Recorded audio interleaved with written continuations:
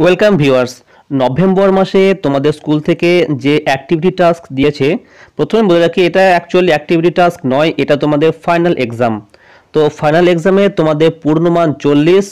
আজকে আমি আলোচনা করব তৃতীয় শ্রেণীর বাংলা বিষয়। তো প্রশ্ন উত্তরে আসা যাক।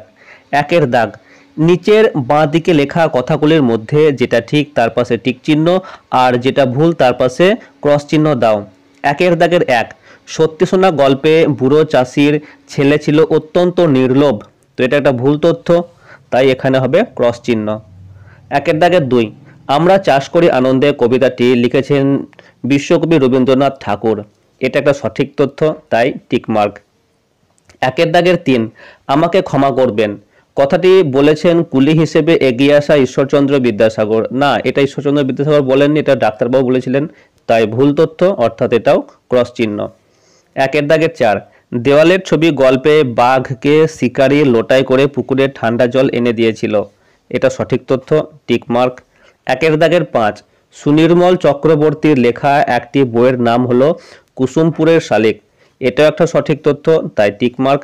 একের দাগের ছয়, ফুলপরীরা তাদের দেশ থেকে অনেক ফুল নিয়ে এসেছিল। এটা একটা ভুল তথ্য, তাই এটা ক্রস চিহ্ন। এবার আসি দুইয়ের দাগে, একটি বাক্যে উত্তর দাও। প্রশ্ন আছে 10টি, 1 গুণ 10 সমান 10 মার্কস। দুইয়ের দাগের এক, সেটা বলবো বলেই তো ডেকেছি তোমায়, বক্তা কোন কথা বলবেন? উত্তর, বক্তা বুড়ো চাষি তার ছেলেকে বলবেন যে তার লুকোনো সোনা কোথায় রাখা আছে। দুইয়ের দাগের দুই, পুলক দিয়ে একটি বাক্য রচনা করো। নদী দেখা মাত্র আমার মনে পুলক জেগে ওঠে। তোমরা তোমাদের মতো অন্য কোনো একটা লিখে দিতেই পারো। দুইয়ের দাগের তিন, নিজের হাতে নিজের কাজ গল্পের ঘটনাটি কোথায় ঘটেছে? উত্তর, গল্পের ঘটনাটি ঘটেছিল কারমাটা রেল স্টেশনে। দুইয়ের দাগের চার, দুজনে রওনা দিল বনের পথে। কোন দুজনের কথা এখানে বলা হয়েছে? উত্তর, দুজন বলতে এখানে শিকারী ও বাঘের কথা বলা হয়েছে। দুইয়ের দাগের পাঁচ, সারাদিন কবিতায় শিশুটি খাতার পাতায় কি কি আঁকে?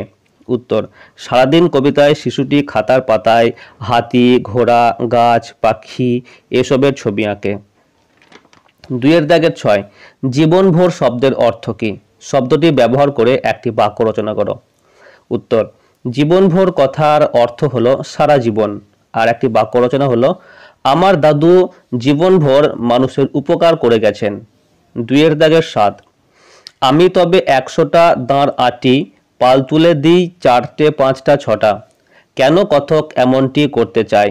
উত্তর, নৌকা যাত্রা কবিতায় কথক একটিবার 7 সমুদ্র 13 নদীর পাড়ে দিতে চায়, তাই সে নৌকায় 100টি দাঁড় জুড়তে ও 4টে 5টা 6টা পাল তুলে দিতে চায়।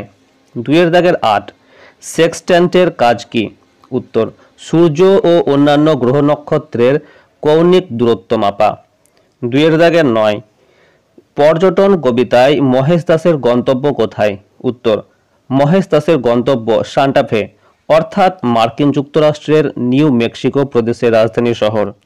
দুইয়ের দাগের 10, শানুর বাবাই বলেছিল কথাটা কি? উত্তর, কথাটি হলো মল্লিক বাবুদের বাগানে আকাশ ছোঁয়া বাড়ি উঠবে, গাছপালা পুকুর কিছুই থাকবে না, সব শহর হয়ে যাবে। এবার আসছে তিনের দাগ, নিজের ভাষায় উত্তর দাও। তো এখানে 7টি প্রশ্ন আছে, প্রত্যেকটা প্রশ্নের মান হচ্ছে 2, 2 গুণ 7 সমান 14। তিনের দাগের এক, আমরা চাষ করি আনন্দে কবিতায় প্রকৃতির রূপ কিভাবে ফুটে উঠেছে?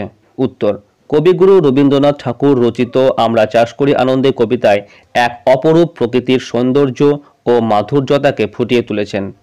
এখানে সকাল থেকে সন্ধ্যা পর্যন্ত চাষিরা আনন্দে মাঠে কাজ করে, কখনো রোদ, কখনো বৃষ্টি, কখনো বা বাঁশের বনে পাতা নড়ে। চাষ করা জমির চষা মাটির গন্ধে মন ভরে ওঠে। ক্ষেতের সবুজ সমারোহ ও সোনালি ধানের ঘ্রাণ কবির মনকে মাতিয়ে রাখে। বাতাসে ধানের শীষ দুলতে থাকে।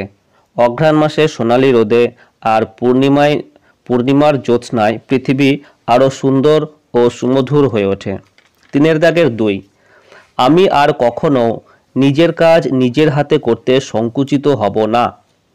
ডাক্তারবাবুর এমন প্রতিজ্ঞা করার কারণ কি?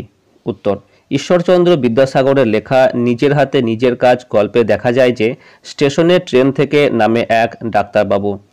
তারপরে তিনি কুলির খোঁজ করতে থাকেন তার হাতে থাকা ব্যাগটি বয়ে নিয়ে যাওয়ার জন্য। একজন আসে এবং ব্যাগটি বয়ে নিয়ে যায়। শেষে তিনি জানতে পারেন এই কুলিটি আসলে ঈশ্বরচন্দ্র বিদ্যাসাগর। এতে তিনি খুবই লজ্জিত হন এবং প্রতিজ্ঞা করেন যে আমি আর কখনো নিজের কাজ নিজের হাতে করতে সংকুচিত হব না। 3 তোমরা কি মানুষ না পিশাচ? সোনার এ কথা বলার কারণ কি? উত্তর, গৌরী ধর্মপালের লেখা সোনা গল্পে সোনা নামের মেয়েটি এই কথাটি বলেছিল যারা নদীকে নোংরা করে তাদের উদ্দেশ্য করে। তার মতে নদী হলো আমাদের মায়ের মতো, কিন্তু মানুষ এতটাই স্বার্থপর যে সেই নদীকেই বিভিন্নভাবে দূষিত করে চলেছে। 4 আমরা শুধু যাব মা 3 জনে। 3 জন কে কে? তারা কোথায় যেতে চায়? উত্তর, রবীন্দ্রনাথ ঠাকুরের নৌকাযাত্রা কবিতায় 3 জন বলতে বুঝিয়েছেন আশু, শ্যাম ও কবি নিজে। কবি আশু ও শ্যামকে নিয়ে 7 সমুদ্র 13 নদী পাড়ে যেতে চায়। 5 সংস্কৃতের দিদিমণি নাম রেখেছেন নদীমাতৃকা। কেন তিনি এমন নাম রেখেছেন? উত্তর, সংস্কৃতের দিদিমণি নাম রেখেছিলেন নদীমাতৃকা কারণ ছোটবেলায় নদী সোনার সারা গায়ে সোনা পরিয়ে দিয়েছিল।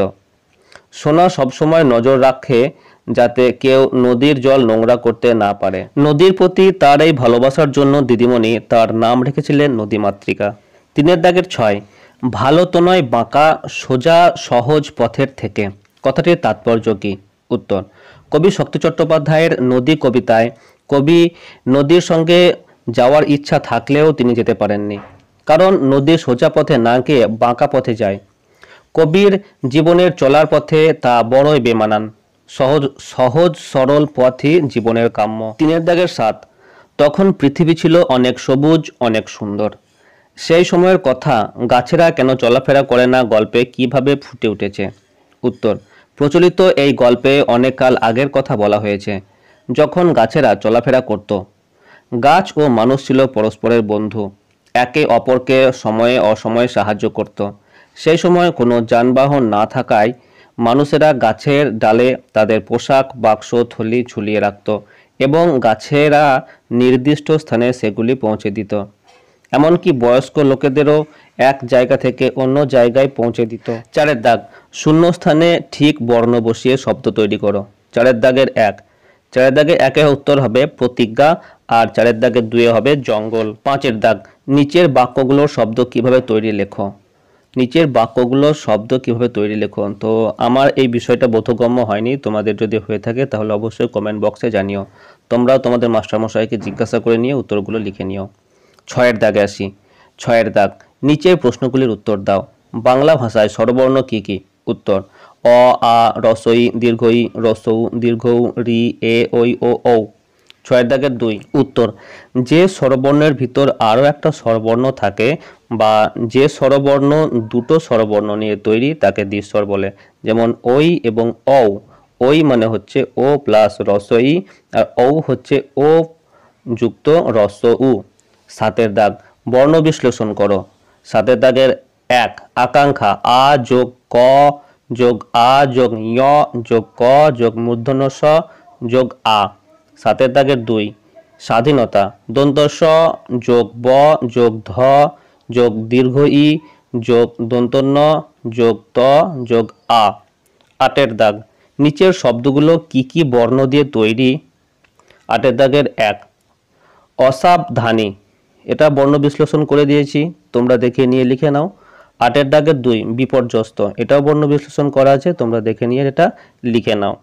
তো আজকে এ পর্যন্তই। ভিডিওটি যদি তোমাদের কোনো কাজে লেগে থাকে বা ইনফরমেটিভ বলে মনে হয়ে থাকে তাহলে অবশ্যই একটা লাইক করে দিও, আর এরকম প্রত্যেক ক্লাসের প্রশ্নোত্তর পাওয়ার জন্য অবশ্যই আমার চ্যানেলটিকে সাবস্ক্রাইব করে দিও। আজকে এ পর্যন্তই, দেখা হচ্ছে নেক্সট ভিডিওতে। বাই।